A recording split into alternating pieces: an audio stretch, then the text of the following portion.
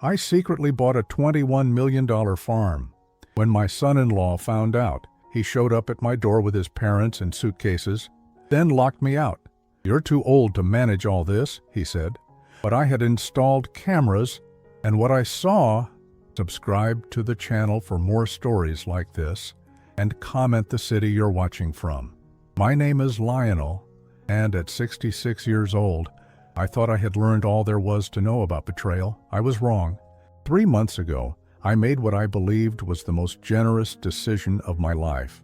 I purchased a $21 million ranch in Montana, 3,000 acres of pristine land with a main house that looked like something from a magazine, complete with stables, cattle, and equipment worth more than most people see in a lifetime.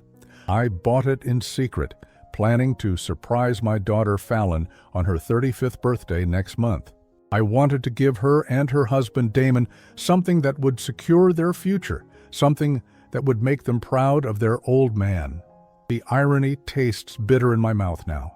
I had worked my entire life for this moment, started with nothing, built my construction company from the ground up, saved every penny I could. My late wife Martha always said I was too generous for my own good, but I believed family came first, always family first. The day Damon found out about the ranch, I was in my study paying bills when I heard his truck screech into my driveway. The engine was still running when he stormed through my front door without knocking. His face was red, and there was something in his eyes I had never seen before, something cold and calculating. "You bought a ranch?" he demanded, waving his phone in my face. $21 million, Lionel? Are you out of your mind?" My stomach dropped. How did he find out? I had been so careful, using a different bank, working with a discreet realtor. "Damon, I can explain." "Explain what? That you're spending my wife's inheritance behind our backs?" His voice was getting louder, and I could see the neighbors across the street peering through their curtains. "It's a surprise for Fallon's birthday," I said, trying to keep my voice calm. You wanted to what? Play God with money that should be ours?" He stepped closer, and for the first time in the 5 years he had been married to my daughter, I felt afraid of him. I backed toward the kitchen, my hands trembling slightly. "Son, you need to calm down. Let me explain what I was thinking." "I'm not your son," he snarled, "and you're clearly not thinking at all. Do you have any idea what kind of responsibility that property is? The taxes alone could bankrupt you." Before I could respond, another truck pulled up outside, then another. Damon's parents climbed out of a black SUV, both dressed in expensive suits like they were heading to a business meeting instead of visiting their son's father-in-law on a Tuesday afternoon. Behind them, a moving truck rumbled to a stop. My blood went cold. "Damon, what's going on?" His mother, Patricia, clicked across my hardwood floors in her designer heels, barely glancing at me. "Hello, Lionel. We heard about your situation." "What situation?" I asked, though I was beginning to understand that whatever was happening had been planned. Damon's father, Robert, adjusted his tie and looked around my living room like he was appraising it. "The situation where you're clearly not capable of managing your finances anymore. $21 million on a whim? That's not rational behavior, Lionel." "It wasn't a whim," I protested, but my voice sounded weak even to my own ears. "I've been planning this for months. I wanted to surprise Fallon." "Surprises are for children," Patricia interrupted. "Adults make responsible decisions. They discuss major purchases with their family." I watched in growing horror as men from the moving truck began carrying boxes into my house. My house. "What are you doing? You can't just—" "We can, and we are," Damon said, pulling a set of keys from his pocket. "Ranch keys." "How did he get ranch keys?" "You're clearly not capable of managing that property, so we're going to help you." "Help me?" The word came out as a croak. Robert opened a briefcase and pulled out a stack of papers.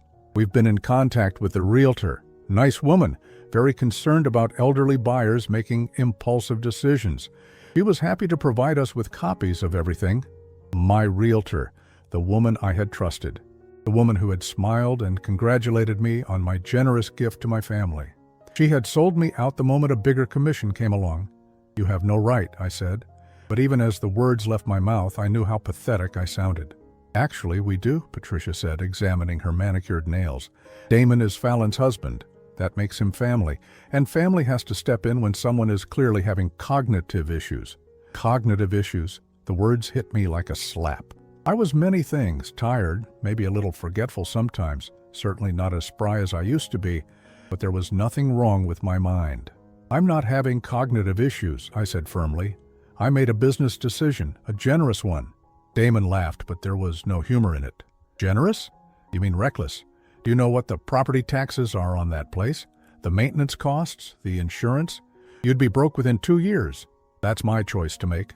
Not anymore, he said, and something in his tone made my skin crawl. We're moving into the ranch today. Someone needs to make sure it's properly managed, and since you clearly can't handle the responsibility, I stared at him, finally understanding what was happening. This wasn't about protecting me or helping me. This was about taking what I had worked my entire life to give freely. You're stealing from me, I whispered. Robert stepped forward, his lawyer's voice smooth and practiced. We're protecting you from yourself, Lionel, and protecting Fallon's future. Surely you can understand that? I couldn't breathe. The room felt like it was spinning. These people, my daughter's in-laws, the man I had welcomed into my family, they were stealing everything, and they were making it sound like a favor. Get out, I said quietly. I'm afraid that's not going to happen, Damon replied. In fact, you need to get out. Pack a bag, Lionel. You're coming with us.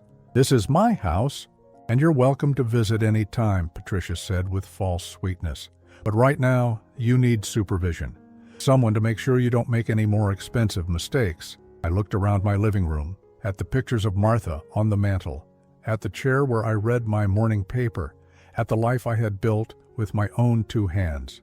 Men were carrying boxes past me like I was invisible, like I didn't exist. I'm calling Fallon, I said, reaching for my phone. Damon was faster. He plucked it from my hands before I could dial. Fallon's on her way. She's very worried about you, Lionel. We all are. The way he said it made my stomach turn.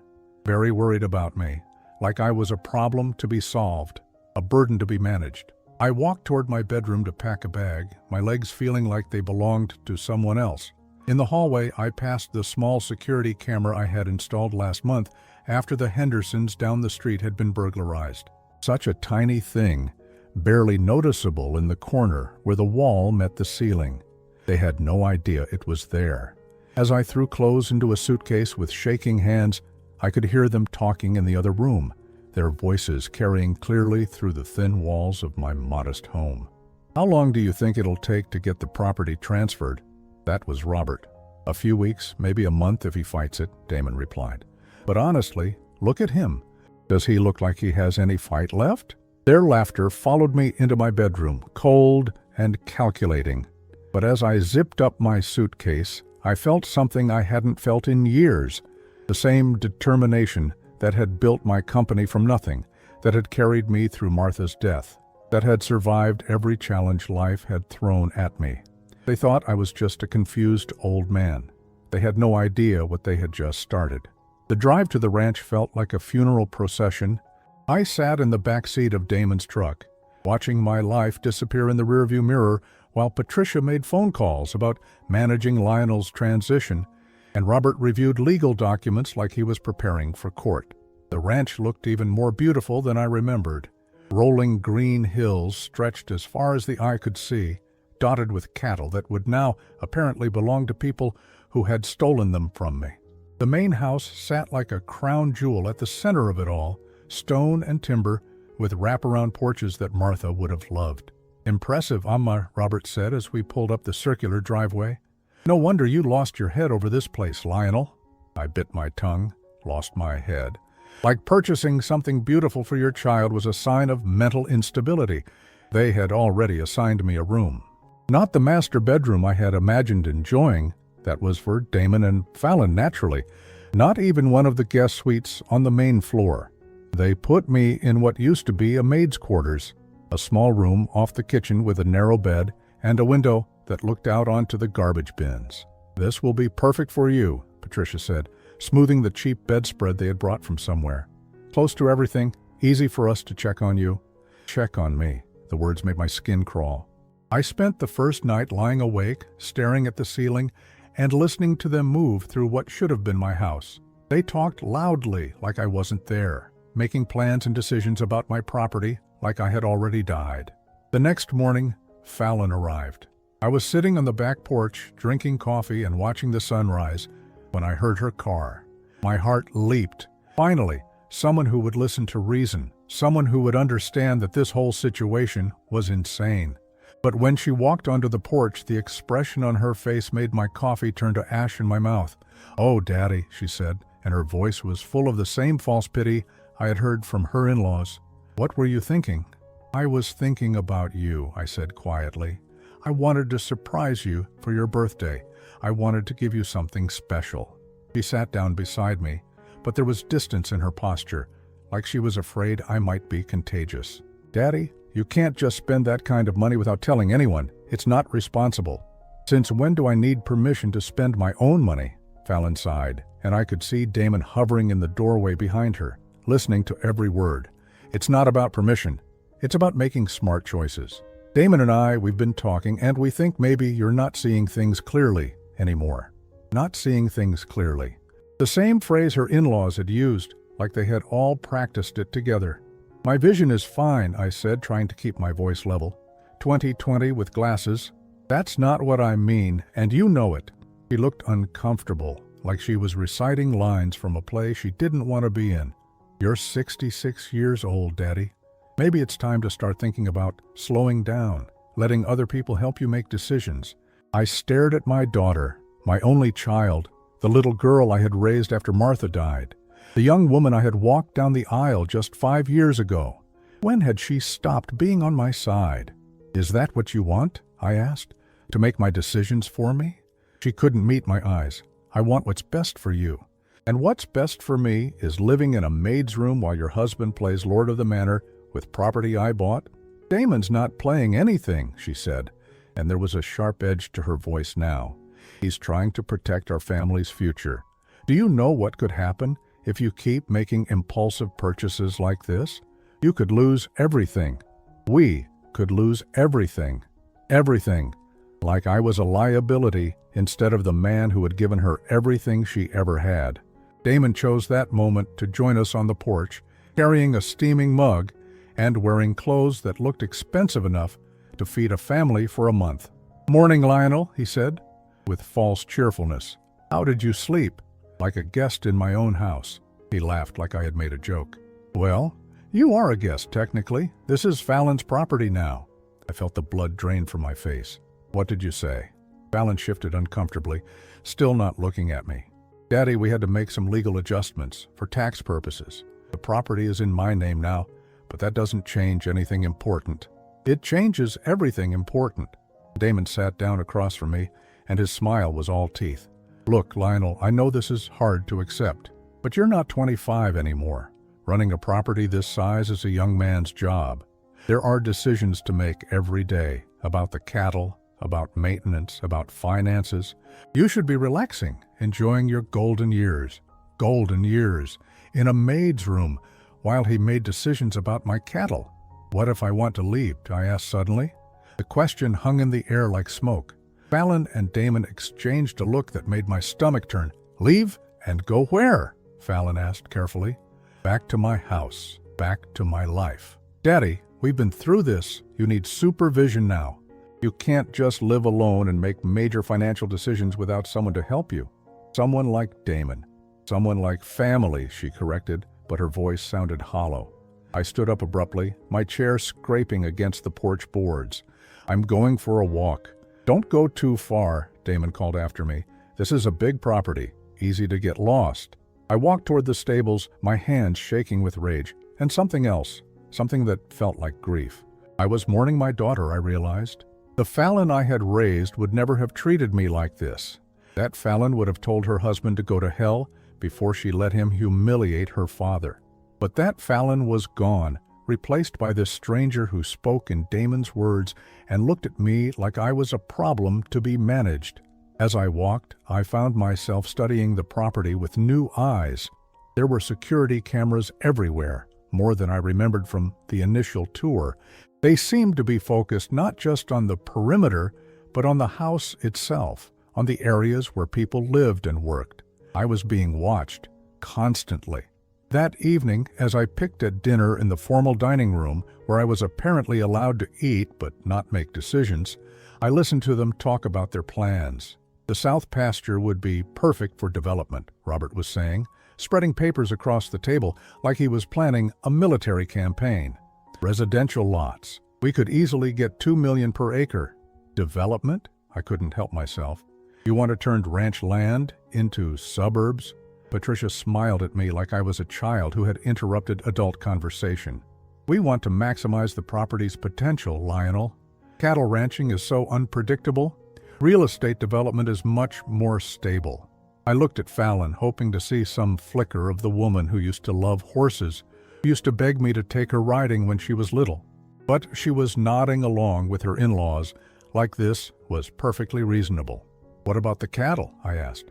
We'll sell them, Damon said casually, cutting his steak.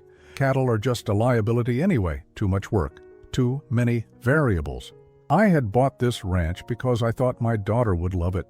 I had imagined her children, my grandchildren, growing up here, learning to ride, learning the value of hard work and the beauty of open spaces.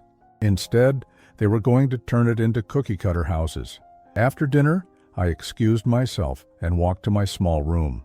The walls felt like they were closing in, but I forced myself to think clearly. Something was very wrong here, something beyond just a family disagreement about money. I pulled out my phone, the new one I had bought to replace the one Damon had taken, and did something I probably should have done days ago. I called my lawyer. Jim, it's Lionel Mackenzie. I need to ask you something, and I need you to be completely honest with me. Of course, Lionel. What's going on?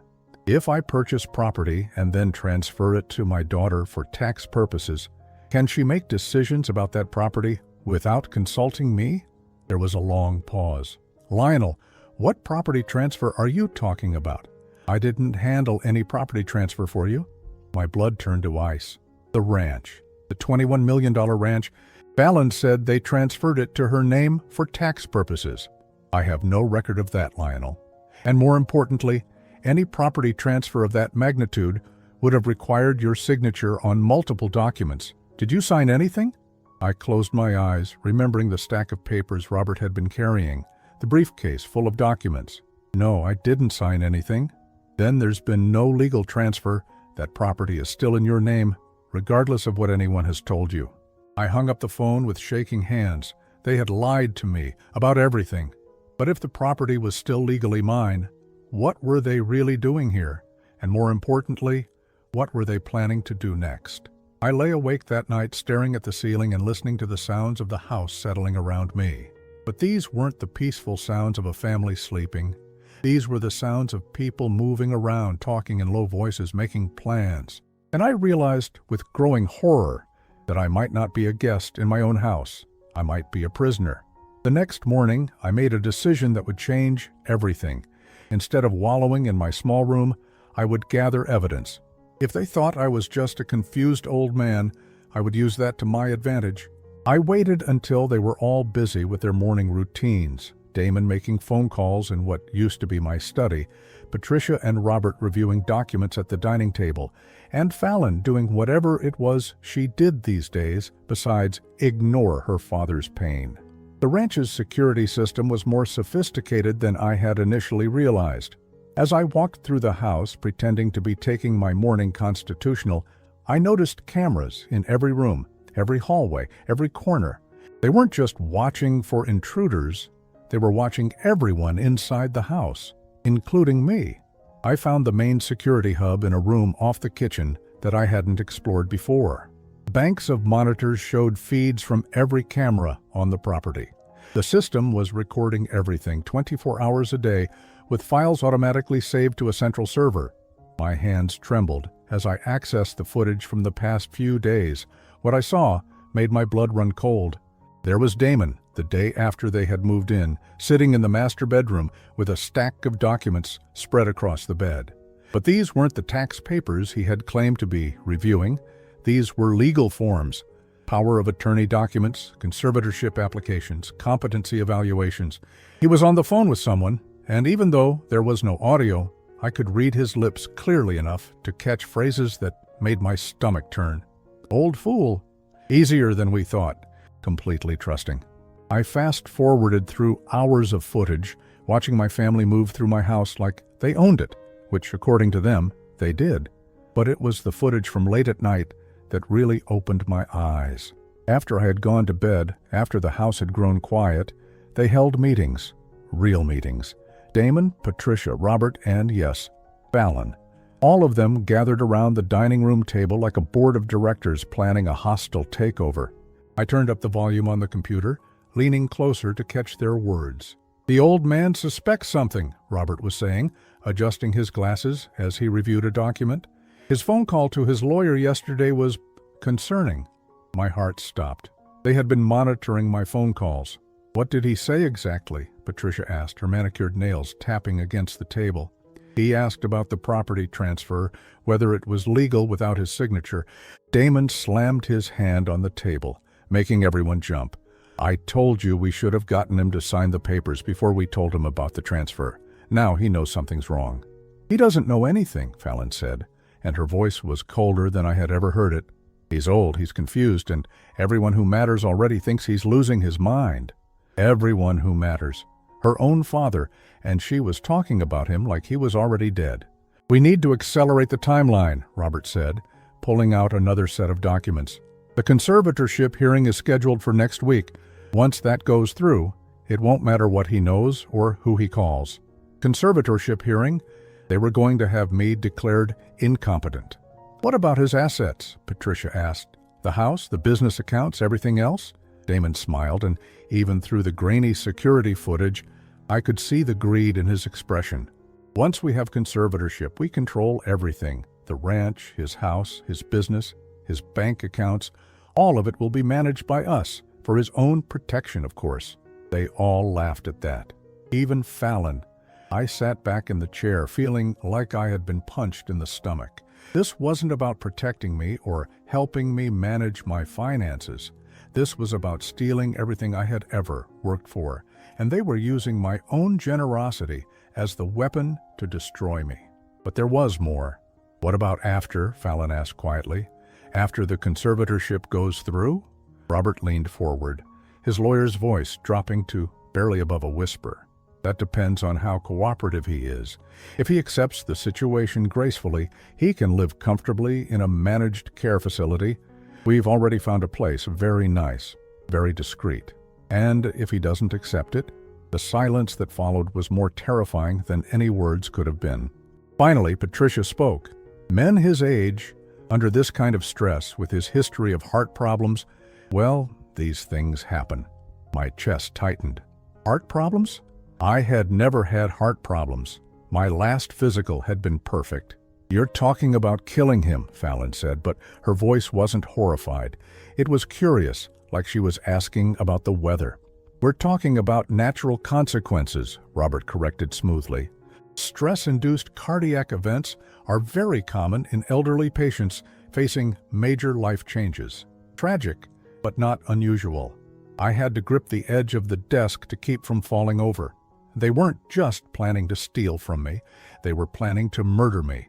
And my own daughter was part of it. I forced myself to keep watching, to gather as much evidence as possible. Over the next hour of footage, they laid out their entire plan in chilling detail. The conservatorship hearing would be a formality. They had already spoken to a doctor who would testify that I was suffering from dementia and could no longer manage my affairs. The doctor had never examined me, but Robert had assured him that was just a technicality. Once they had legal control, they would begin liquidating my assets. The ranch would be sold to a development company, one owned by Robert's brother, who would buy it for half its market value and then immediately resell it for a massive profit. My construction company would be dissolved, its assets stripped and sold. My house would be put on the market. Even my personal belongings would be auctioned off. And me? I would disappear into a care facility where, according to Patricia, these things have a way of resolving themselves naturally. But it was what happened next in the footage that truly broke my heart. After Robert and Patricia had gone to bed, Damon and Fallon stayed at the table. For a moment, I hoped. desperately hoped that my daughter would express some doubt, some remorse, some sign that she still cared about her father. Instead, she leaned across the table and kissed her husband. "I can't believe we're actually doing this," she said, but she was smiling. "Your father made it easy," Damon replied. "Buying this place was like gift wrapping his entire fortune for us." "I almost feel bad," Fallon said, but her tone suggested she didn't feel bad at all. "He worked so hard for all of this. And now we get to enjoy it without working at all." Damon pulled her closer. "Once this is over, we'll have enough money to do whatever we want. Travel, buy houses, live like kings." "What about the guilt?" she asked. "Won't people wonder why we're suddenly so wealthy right after my father dies?" Damon shrugged. "Grief makes people do strange things. Maybe we'll use some of the money to start a foundation in his memory. Very touching, very public. It'll make us look like devoted family members honoring his legacy." They were planning to profit from my murder and then use my name to make themselves look charitable. I sat in that chair for 3 hours, watching months of planning unfold before my eyes. They had been setting this up since before the ranch purchase, possibly since before Damon had even married Fallon. Every conversation, every family dinner, every moment of what I had thought was bonding with my son-in-law had been a performance. They had studied me, learned my weaknesses, identified my blind spots. My love for Fallon had been weaponized against me. My desire to provide for my family had been turned into the mechanism of my own destruction. But as I sat there, watching them celebrate my future demise, something shifted inside me. The fear and heartbreak I had been carrying began to transform into something harder, something more focused. They thought I was a helpless old man who would go quietly into whatever fate they had planned for me. They were wrong. I had built a construction company from nothing. I had survived economic downturns, competitor sabotage, and personal tragedies that would have broken weaker men. I had raised a daughter as a single father after my wife died, worked 3 jobs to put her through college, and sacrificed my own dreams to give her every opportunity. And this was how she repaid me. Fine. If they wanted to play games with a harmless old man, I would show them exactly how dangerous a cornered lion could be. I spent the rest of the morning copying files from the security system to a portable drive I found in the desk drawer. Every conversation, every meeting, every moment of their conspiracy was now safely backed up in multiple locations. But evidence alone wouldn't be enough.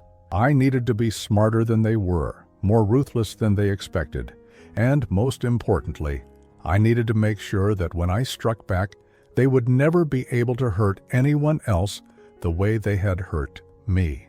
As I walked back to my small room, passing Fallon in the hallway, I managed to smile at her.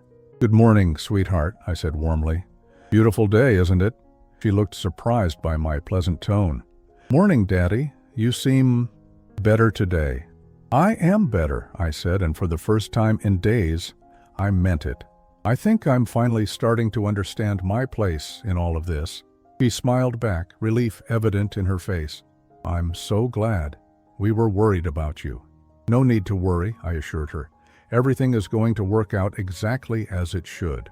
As I closed the door to my room behind me, I could hear her talking to Damon in the next room, telling him that her father seemed to be accepting reality, and that maybe they wouldn't need to accelerate the timeline after all.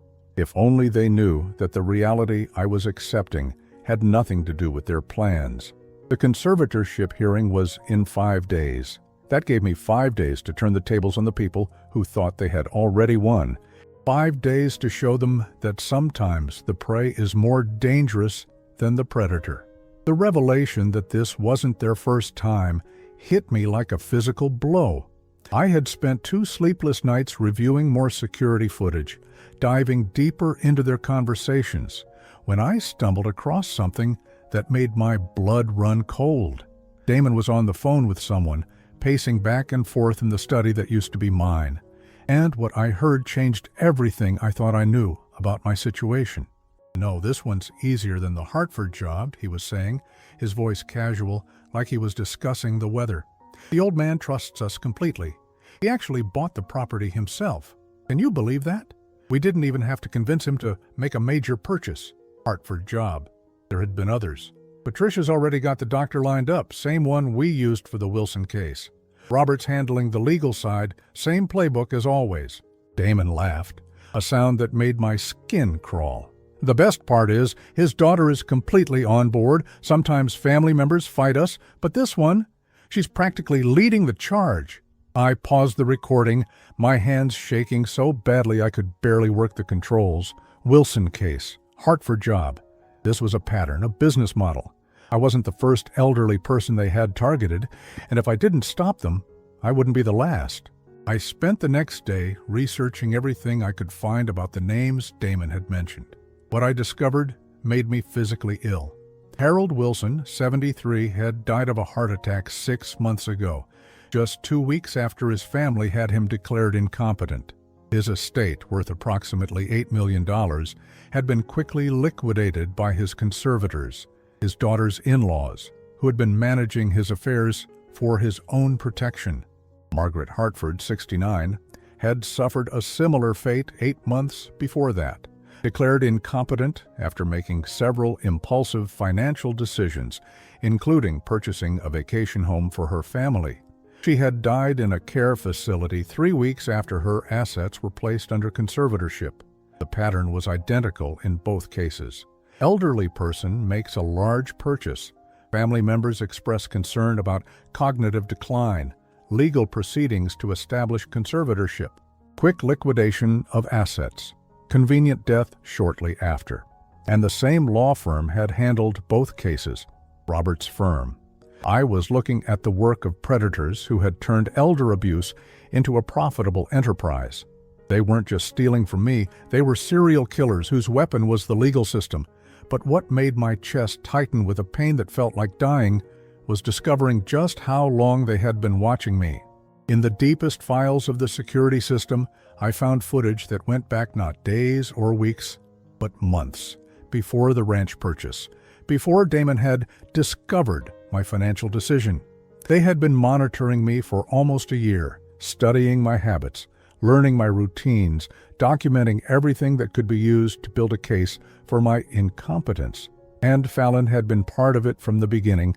I found video of her in my house, my old house, when I wasn't there. She had a key, of course, but I had never given her permission to come in when I wasn't home. The footage showed her going through my papers, photographing documents, making notes about my financial records.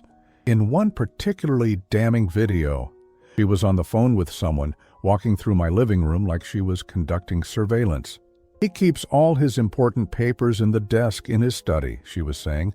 Bank statements, investment records, everything. He's very organized, very methodical.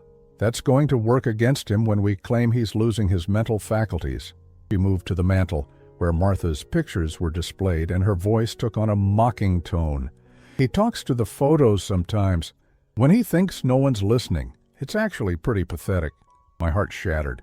Those moments, the quiet conversations I had with my late wife's picture, telling her about my day, asking her advice about difficult decisions, Fallon had witnessed them and turned them into evidence of my mental decline. But it was what she said next that destroyed whatever remaining love I had for my daughter. The best part is, he actually thinks I care about him. He's so desperate for family connection that he'll believe anything I tell him.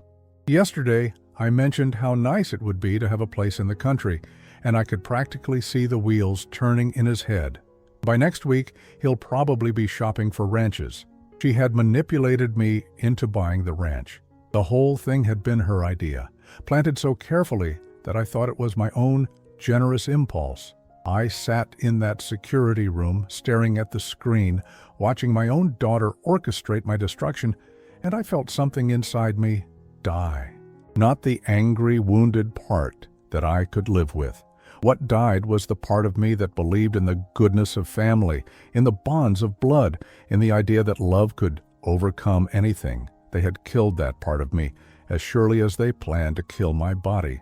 But as I watched more footage, I began to understand something else, something that gave me hope for the first time in days. They were good at this, but they weren't perfect. In their arrogance, in their certainty that they were dealing with a helpless old man, They had made mistakes. They talked freely about their other crimes, confident that no one was recording them. They used the same phone numbers, the same contacts, the same methods that had worked before. Most importantly, they had underestimated their target. Harold Wilson had been a retired accountant with no family except the daughter who betrayed him. Margaret Hartford had been a widow whose only son lived across the country. They had been isolated, vulnerable, with no one to fight for them when the time came. But I was different. I had built a business from nothing, which meant I understood how systems worked and how they could be manipulated. I had spent 40 years dealing with contractors, suppliers, and competitors who would lie, cheat, and steal if given the opportunity. I knew how to fight back. More importantly, I had something they didn't know about: complete access to their own security system, documenting every word of their conspiracy. That evening at dinner, I played my part perfectly. The confused, resigned old man who was finally accepting his fate. "I've been thinking," I said, cutting my steak with hands that I let tremble slightly. "Maybe you're right about the conservatorship. Maybe I do need help making decisions." The relief around the table was palpable.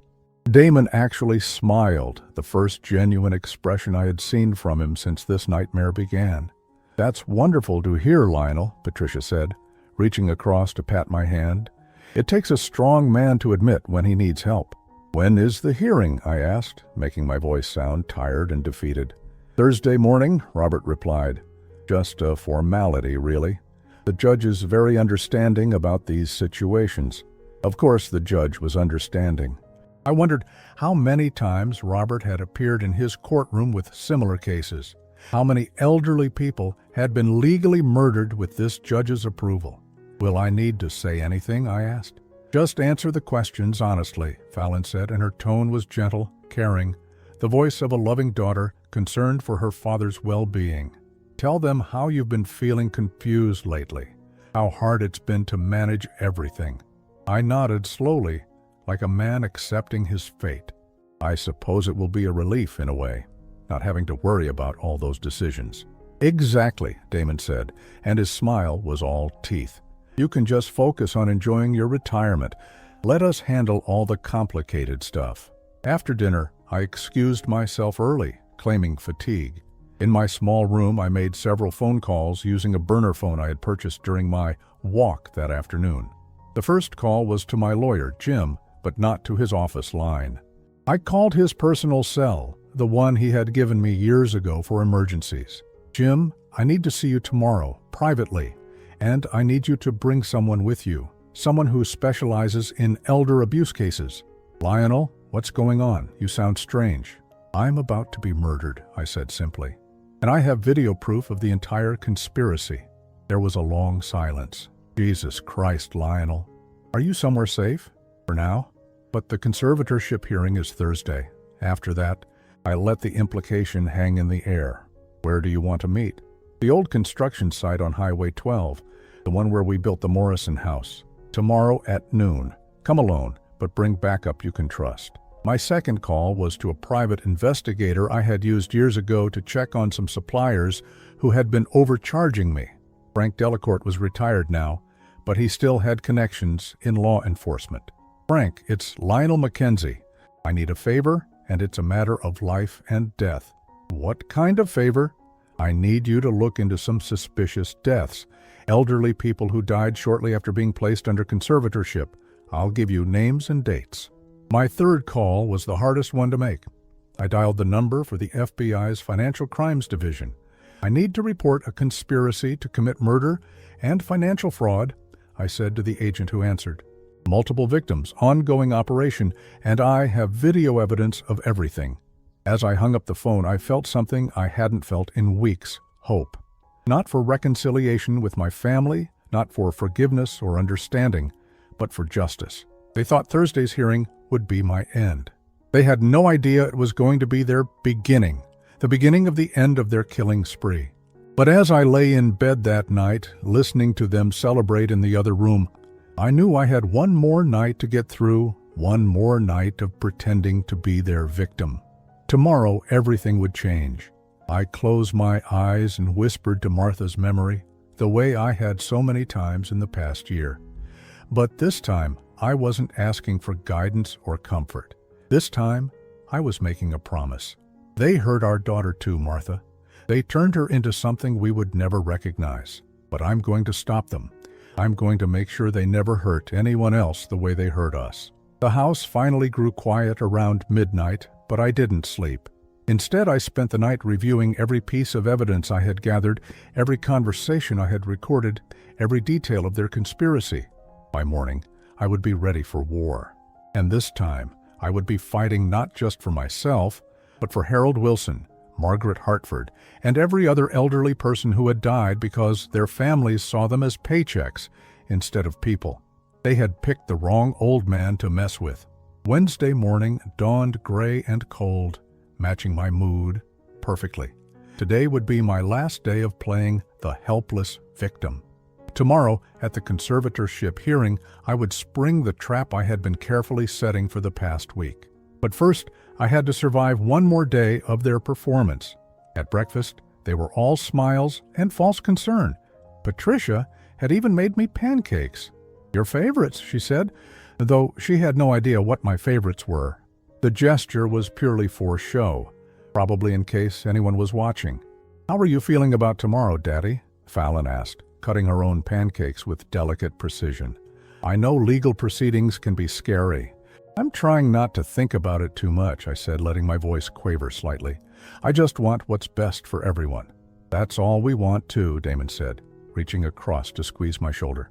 The touch made my skin crawl, but I forced myself not to pull away.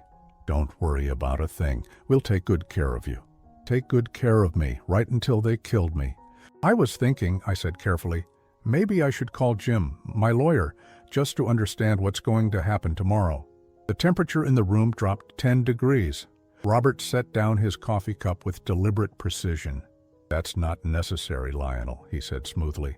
"I'm representing your interests in this matter. Having multiple lawyers involved would just confuse things. But Jim's been my lawyer for 20 years. He knows my wishes."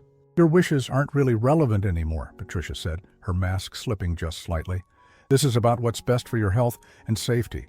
I nodded like I understood, but inside I was celebrating. They were so confident in their control that they weren't even pretending anymore. Everything they said was being recorded by their own security system. "I suppose you're right," I said with a heavy sigh. "I just feel so lost." "That's completely normal," Fallon said, her voice dripping with false sympathy. "You've been making all your own decisions for so long. It must be overwhelming to let other people take care of things." "It is," I agreed. "Sometimes I wonder what would have happened if I hadn't bought this ranch. Maybe none of this would be necessary." "Don't second-guess yourself," Damon said.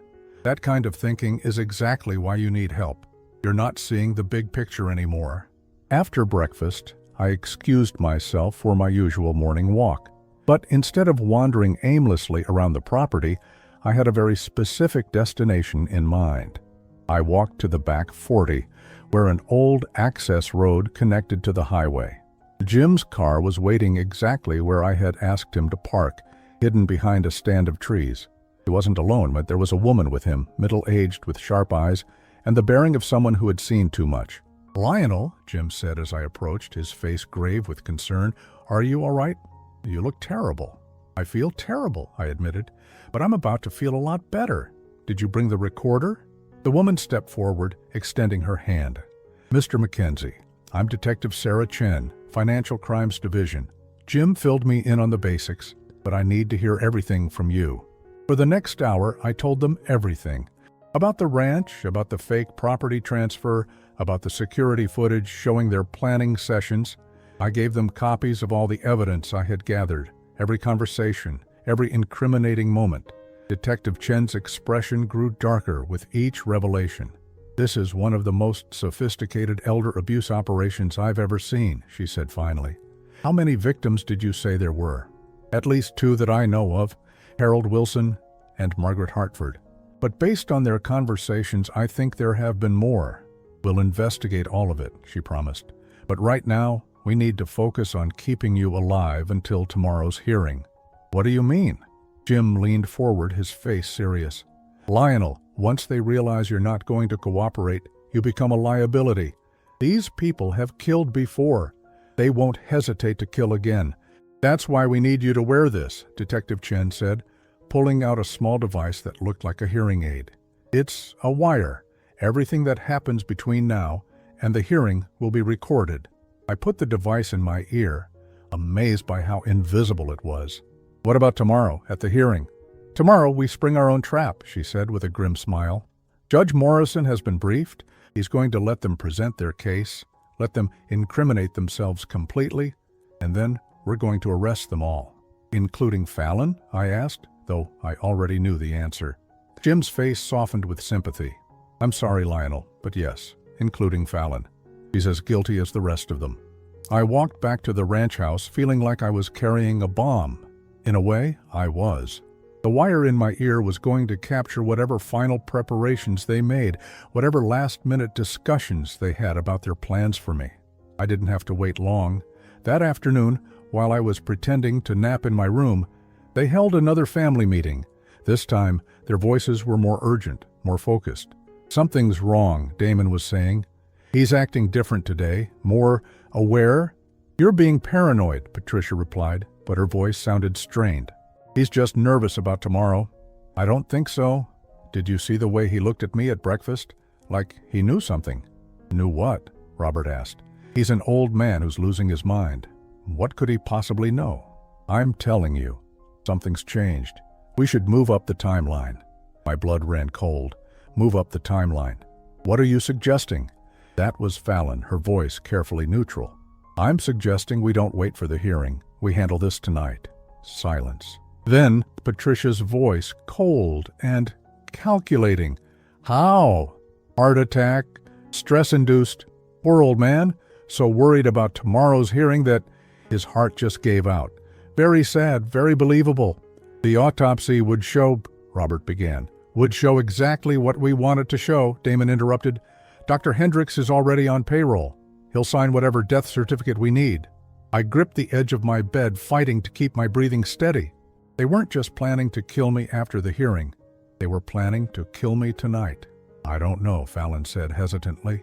It seems rushed. What if someone suspects something? Who would suspect anything? Patricia asked. You're his loving daughter, devastated by his sudden passing. We're the grieving in-laws who tried so hard to help him in his final days. It's perfect. And the property? That was Robert, always focused on the money.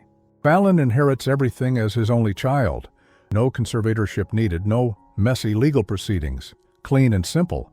When? Fallon asked, and the fact that she was asking when instead of arguing against it told me everything I needed to know about who my daughter had become. Tonight, after dinner, we'll give him something to help him sleep, and nature will take its course. I forced myself to lie still, to keep breathing normally, even though every instinct was screaming at me to run.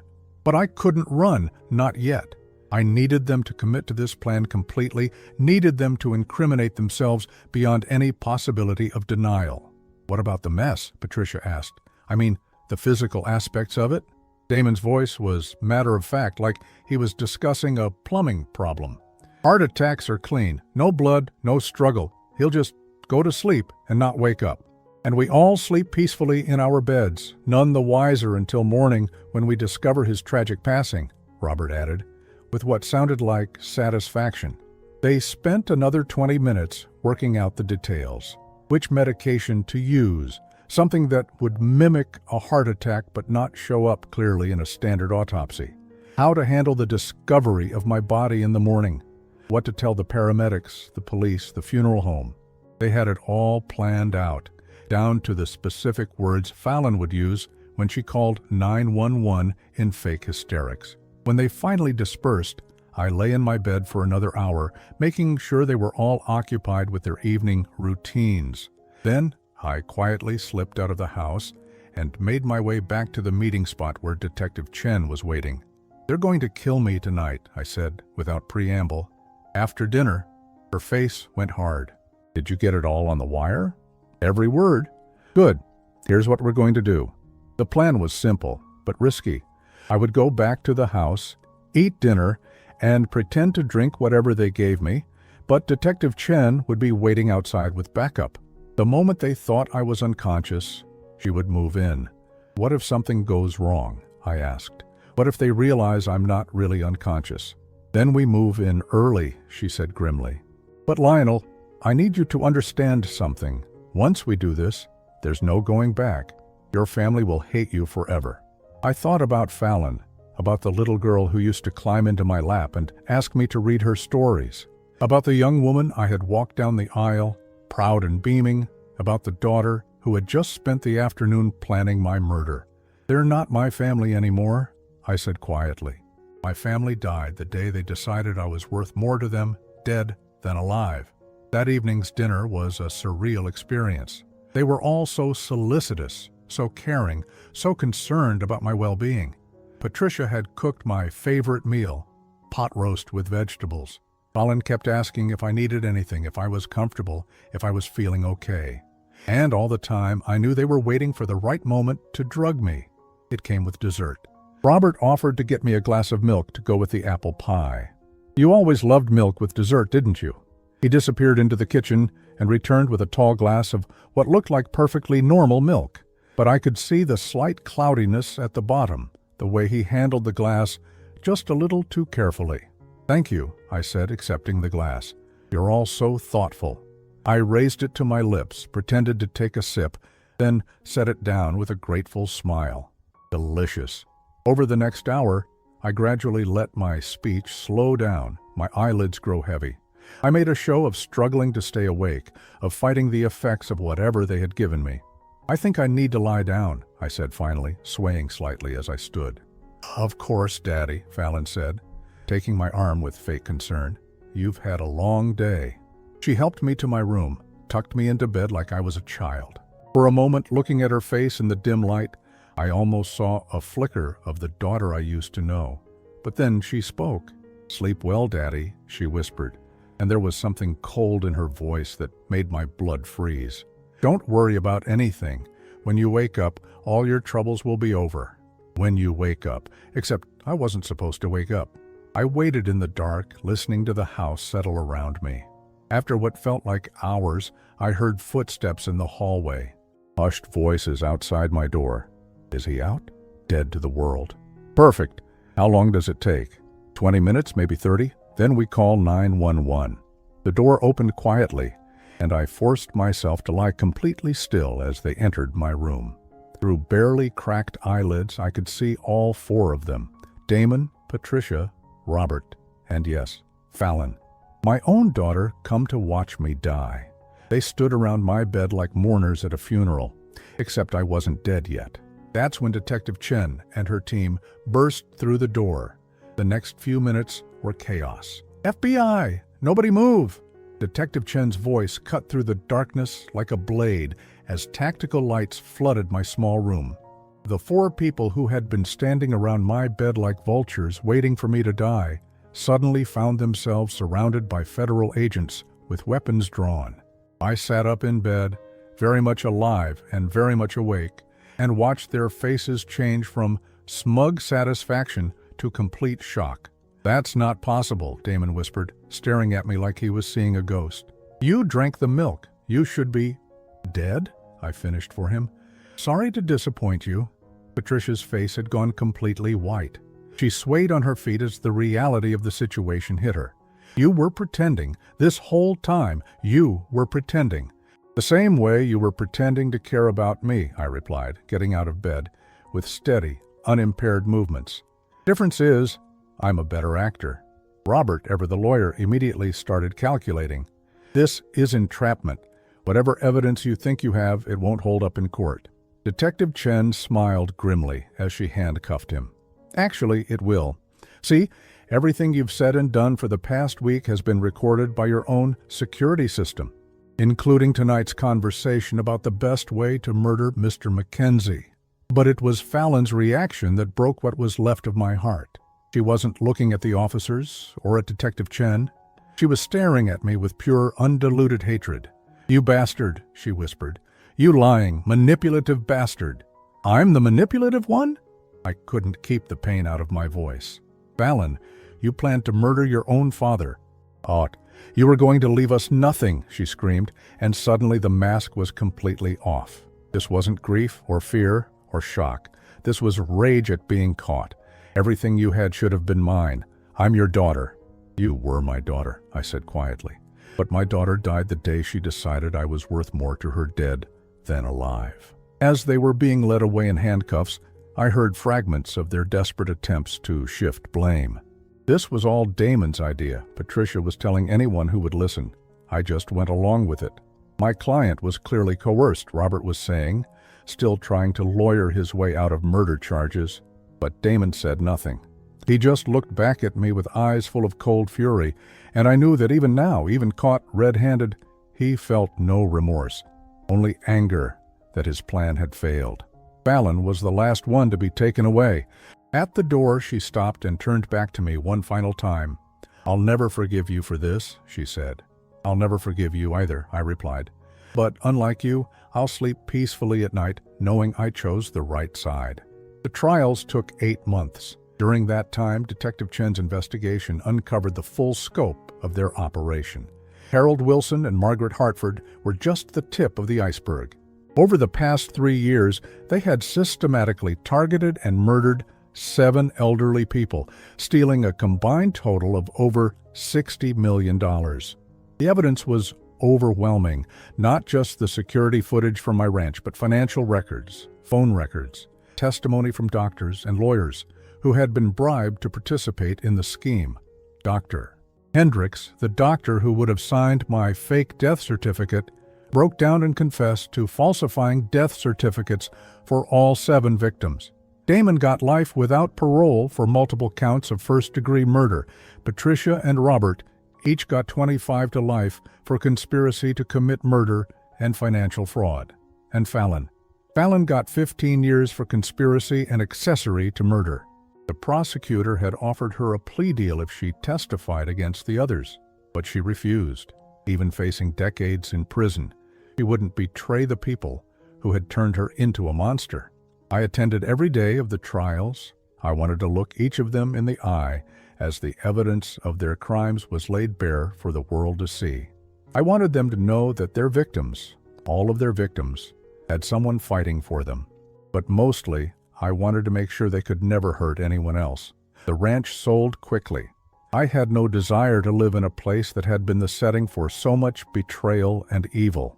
I donated the proceeds, all $21 million, to a foundation that investigates elder abuse and provides legal support for elderly people facing conservatorship proceedings. I moved back to my old house, the modest place where Martha and I had been happy, where I had raised Fallon in better days. The memories there were still painful, but they were honest. No lies, no deception, no pretense. Just the truth of a life lived with genuine love, before that love was weaponized against me. People ask me sometimes if I regret turning in my own daughter, if I wish I had found another way, a way that didn't end with her in prison. The answer is always the same. I regret that it was necessary. I regret that she became the kind of person who would murder her own father for money. I regret that the little girl who used to sit on my lap and tell me about her dreams grew up to be someone who dreamed of my death.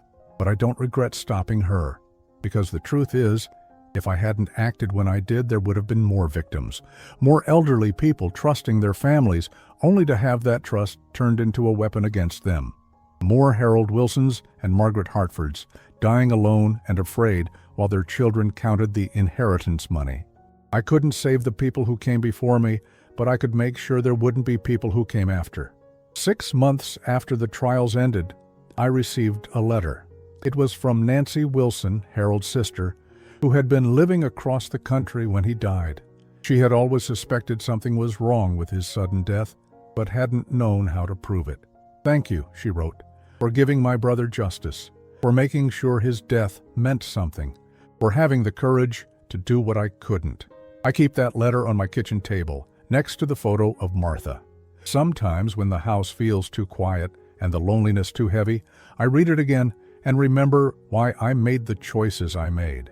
I'm 70 now, 4 years older than when this nightmare began, and I feel every one of those years. My hair is completely gray now, my hands shake sometimes, and I move a little slower than I used to. But I'm alive, and more importantly, I'm free. Free from the weight of pretending that blood relations matter more than moral ones. Free from the exhausting work of trying to earn love from people who saw me as a bank account instead of a person. Free from the fear that the people closest to me might be the ones planning my destruction. I have a small circle of friends now. Jim, Detective Chen, a few neighbors who knew me before all this happened and stuck by me through it. We play cards on Thursday nights, share dinner on Sundays, check on each other when the weather's bad. It's not the family I thought I wanted, but it's the family I deserved all along. People who value me for who I am, not what I can give them. Sometimes I wonder what would have happened if I had never bought that ranch, if I had never given them the opportunity to show me who they really were. But then I remember Harold Wilson, dying alone in confusion and fear. Margaret Hartford, betrayed by the son she had trusted completely. The other victims whose names I learned during the trials, people who never got the chance to fight back, who went to their graves never knowing that their families had murdered them for money. I may have lost my daughter, but I gained something more valuable, the knowledge that I chose justice over comfort, truth over family loyalty, doing what was right over doing what was easy. And at 70 years old, with whatever time I have left stretching out ahead of me, I can say something that many people never get to say. I sleep peacefully at night. Because when it mattered most, when everything was on the line, I chose to be the kind of person Martha would have been proud of. The kind of person who stands up to bullies, even when those bullies share your blood. The kind of person who fights for people who can't fight for themselves. The kind of person who understands that sometimes the greatest act of love is knowing when to let go. My name is Lionel Mackenzie. I'm a father who lost his daughter by refusing to let her become a murderer. I'm a survivor who turned a family betrayal into justice for people I'll never meet. And I'm a man who learned, perhaps too late, but not too late to matter, that the family you choose is often more worthy of your love than the family you're born into. They thought they were stealing my legacy when they planned my death. Instead, they gave me the greatest legacy of all, the chance to make sure their evil ended with me.